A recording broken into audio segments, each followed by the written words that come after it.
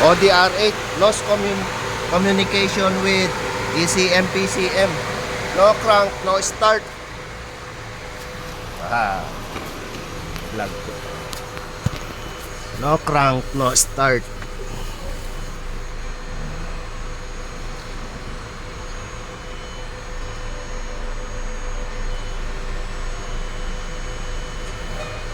No communication with engine ECU.